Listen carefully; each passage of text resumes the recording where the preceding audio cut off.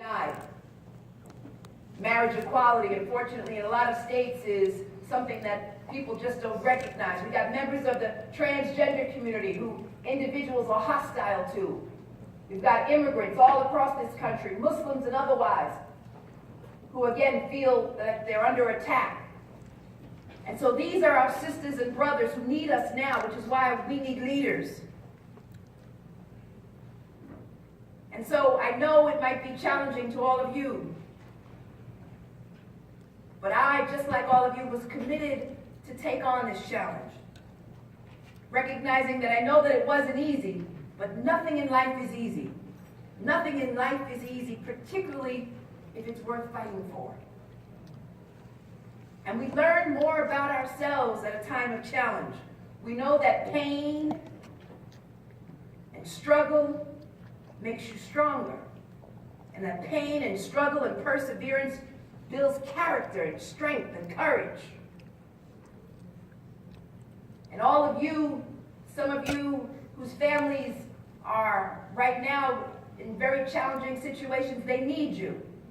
And the only way that you can lift them up, my scholars, the only way that you can help your family, my scholars, is one, to get this degree, two, to address their needs, and then four, go forward in our society and pull people up by organizing, by talking about democracy, by challenging elected officials, by enacting policies, by making sure that we have a president who understands the challenges of all of you in this room, and that recognizes that we are America, and America is not one color, one stripe, one gender. America is all of us in this room.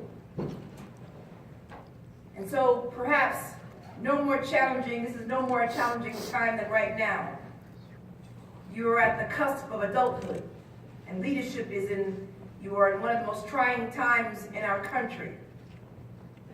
And we cannot afford to roll back the clock of progress. We've gone from a president of hope and change to a president of hate and fear. He spent the first 2 weeks of his presidency issuing executive orders and laying out policies that do nothing other than create division in our country. And so now, my leaders, it's time for all of you to stand up and to be leaders. Because it's always been young people who've challenged authority, young people who've made a difference, not only in America, but all across this globe. It's been young people who stood in the way of the tanks in Tiananmen Square and demanded democracy. Young people who marched for the rights of women to vote. Young people who were part of the civil rights movement. And some young people who died so that black people can be recognized and have the right to vote and have fair housing and living conditions and go to school and sit next to you and drink at the same water fountain. It was young people who died for that and for the right to vote. And it was young people who elected Barack Obama, and young people who freed Nelson Mandela. And just like those young high school students who left school to protest with me just a few days ago, actually they invited me to come down and join them, and I did.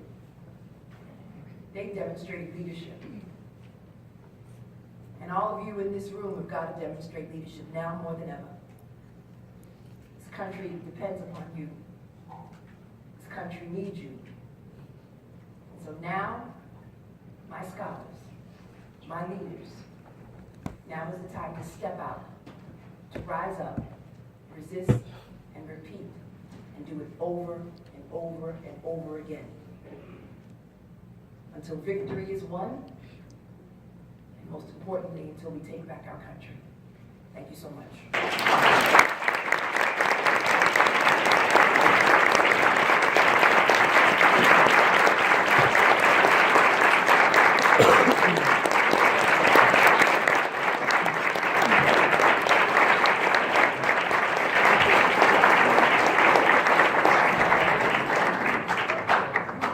We need another round of applause for that.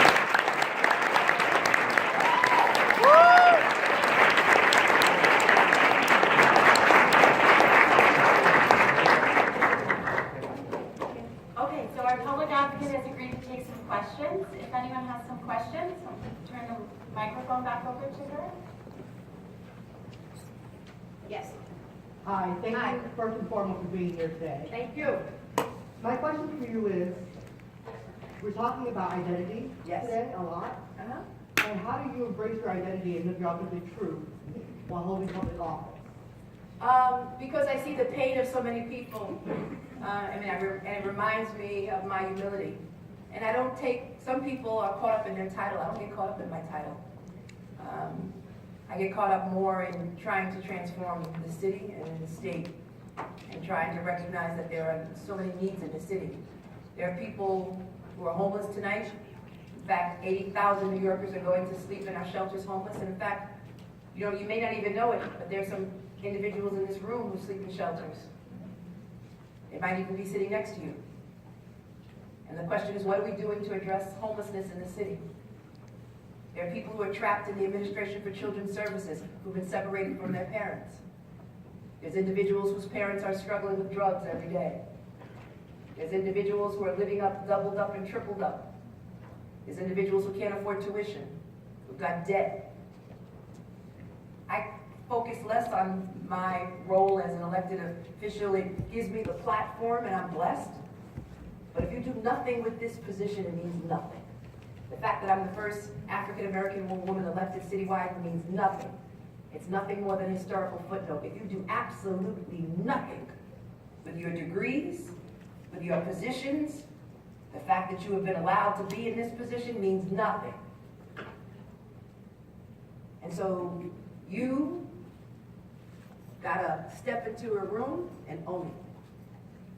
And know that you've been given the power and the pain and the struggle to speak to others about what you are experiencing and people who are similarly situated. And have them listen. And that gives you identity.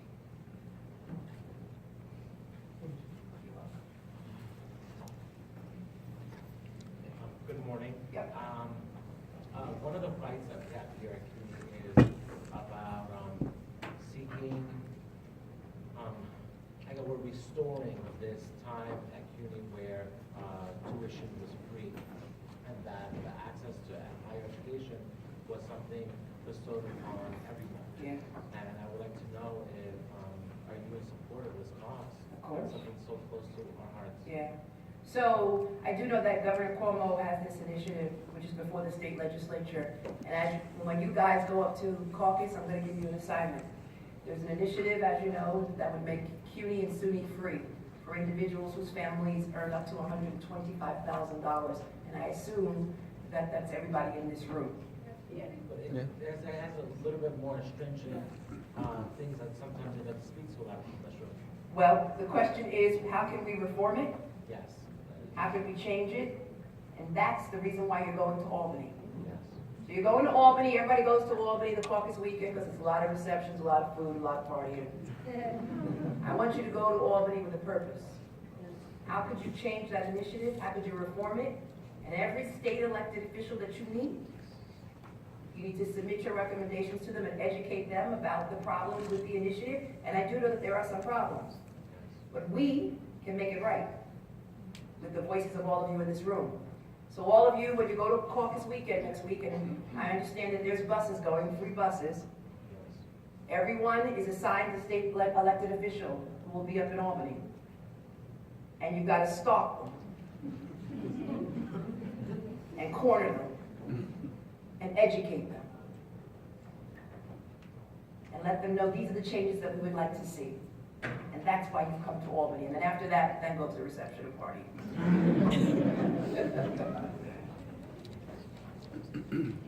Any other questions? What inspired you to pursue your political career? What inspired me to so the story is, my brother got in trouble. My mother dragged me to court.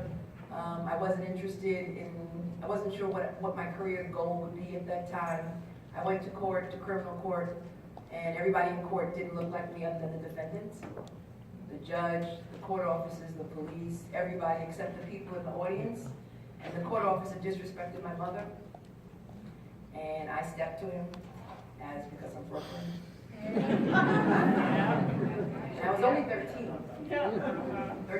2014. And I vowed then, like never before, that Jerome and Tyrone would not be a priority, and that education would be a priority, and that I wanted to be a lawyer. I read a book called Civil Justice. It was a book about the struggle, the civil rights struggle of Thurgood Marshall, who was the first African-American justice on the United States Supreme Court. And as a result of that, I wanted to go to Howard University School of Law. And then I became a public defender. I represented countless number of children in the criminal justice system. My last case was a woman who was pregnant, and her husband tried to pimp her out. And he needed money, he was on drugs. She was 8 months pregnant, and he told her to go work the streets. He fell asleep, and she lit the bed on fire. And he didn't die, severe burns, but she was my client. And I did like most respected women lawyers would do. I stacked my courtroom, my jury full of women who had been hurt by men, and it was a not guilty verdict in 10 minutes. And that was my last case, my burning bed case, because our house was not our home. I then ran for city council, as most of you know. You may know, I think all of you in this room are probably too young. I lost to a gentleman whose name was James Davis. He was a police officer who started the phrase, "Stop the violence." He became famous, "Stop the violence, stop the violence." He was murdered in City Hall, in our City Hall, not too far from here. He was shot in the head by an opponent, someone who had come to my house the day before. James Davis, when you go into City Hall, right down in Manhattan, there's the megatometers. Everybody gets searched for guns and whatever. James, the council member, who I lost to by 20 votes, decided to waive him. There's the meg. He said, "Oh no, officer, I know this guy. He's been with me." And he didn't go through the megatometer. Okay? And he had a gun on him. James took this gentleman up to the balcony in City Hall. If you ever go to City Hall, you'll see it. And they were talking, and then all of a sudden, this guy took out a gun and shot him in the head. This was in 2014? 2014? No, 2004. 2004. So maybe some of you are too young. You could all go and Google it, and James Davis. His funeral was held at City Hall, the first funeral ever. I, at that time, was going for my master's at Columbia. I've yet to finish it. I didn't want to run out of respect for the family because they wanted to run his brother, Jeffrey, but my community thought otherwise, and they petitioned me to run on a third-party line, the Working Families line. I accepted. We knocked on thousands of doors, and we won. James Davis, may you rest in peace. We were political enemies. Like I said, I lost to him by 20 some odd votes. But my message in all of this is one. Though we were enemies, we were really friends. And so you should never, if you have an enemy, you should, and someone who at some point in time you were friends with, you should always put aside silly differences, and the humanity in you should embrace them. I never said to James, and he never said to me, we were sorry, and now he's gone. Two, besides the Democratic Party, there's all these third-party lines that individuals can run, and there's so many vacancies now coming up in the City Council. We've got at least 8 vacancies. We have a number of women are leaving the City Council. We need more women in government. We need more people of color in government to run for office. People should run for office. And even if you come from poverty, as I did, you come from humble beginnings, we now have a system in New York City where they match your contribution. So let's say you give me $10, the city will match it and give me $60. I was running against a millionaire, and there was no way that I was going to win against this millionaire who had a lot of money and a lot of elected officials who supported him. They didn't support me.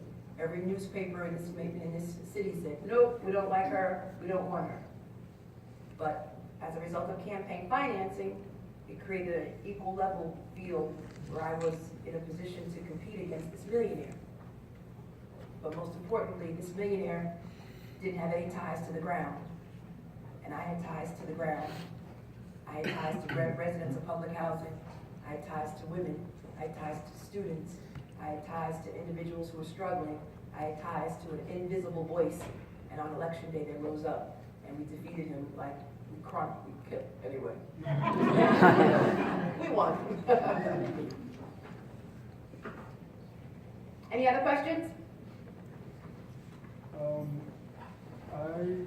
As one of my end goals, I would like to be into politics. Yay! I'm a corporate comm major, so I hear there's a few of my colleagues who practice public affairs or also law. Yeah. But is there any other way for an individual who wants to follow the business track to end up into politics? So not everyone can be an elected official, and a lot of people don't want to be elected officials. They don't want to be under that public light, that scrutiny.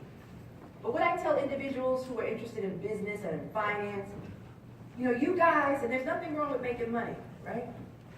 There are so many, like my nephew, who just graduated from Old Westbury. He wants to make a lot of money. He wants to work on Wall Street. And his position is, Auntie Tish, I'm going to make a lot of money, and I'm going to support you when you run for whatever. And I said, okay, that's great. And that's what we need. We need more individuals, particularly in business, in the corporate world, people in finance. We need more accountants. We need more architects. We need more lawyers. We need so many different professions. We need more teachers, more nurses, more doctors, all these different professions who are committed to social justice and who are committed to a social good. Not all of us can be elected officials. Not everybody in this room wants to be an elected official. But whatever profession you want to be in, right? Make sure you use that profession for social good and for social justice. If you want to be a doctor, go work in a neighborhood where there's not a lot of doctors. If you want to be an accountant, maybe part-time, go volunteer for some organization that helps individuals with their taxes, free or reduced. If you want to be an architect, go build some senior housing, some affordable housing, some housing for people living with AIDS, some senior housing. If you want to be a developer, finance a project which is going to promote social good. If you want to be a teacher, be the best teacher you can. Go where you can teach individuals how to read and write. Teachers who can teach children whose parents are illiterate. If you want to go where English language learners or individuals who are disabled or children who are in the foster care system, you can do all of that and still be a leader. But just be committed to a social good. I meet a lot of people in this business who have all these degrees, who have no commitment to anything other than the mighty dollar. They have no core. They're empty. And it's really sad, because ultimately they get caught up in stuff. And so all I say to you is, we've got a lot of issues out here. I've got a lot of unemployed individuals. I've got people who are disillusioned. I've got individuals on Staten Island who are suffering from drugs and heroin and opioids. We got problems. And you're the generation that's going to have to solve them. You got people who just want to be on social media, Twitter, Facebook, and whatever. People who are wasting time. These years are precious. And these years are the time that you gotta find your passion and go with it and rise. Thank you. Thank you.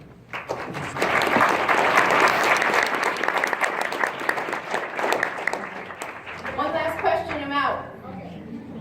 First, I'm going to start with good afternoon. Good afternoon. I actually don't have a question, more so a comment. Yeah. I wanted to tell you from the bottom of my heart, thank you for making my tree relative. Yeah, thank you. Because so many of us, me included, have this idea that success is easy and it's not. And your speech touched every piece of me. Thank you for that. Thank you. I appreciate you.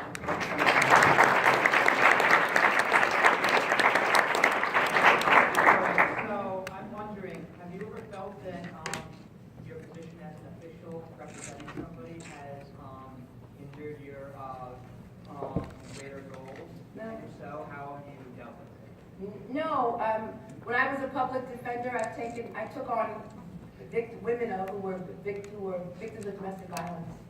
And so that never hindered my goals. And whatever position I take, usually it has to be good with my soul, and it has to be a position which furthers the interest of others. When you think about others as opposed to thinking about yourself, that's when you do when you're at your greatest.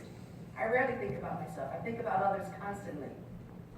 Because because when you give to others, you're blessed. You get so much back, and particularly with young children, which is why you're not young children, but you're scholars and you're leaders, and you're in your formative years. And so investing time in you this is a joy more than anything else. You have fed me today. And as I have given to you, you have given me back more. And as a result of that, when I leave this building, I will be blessed. And I am on to the next fight and the next struggle. Resist. Thank you.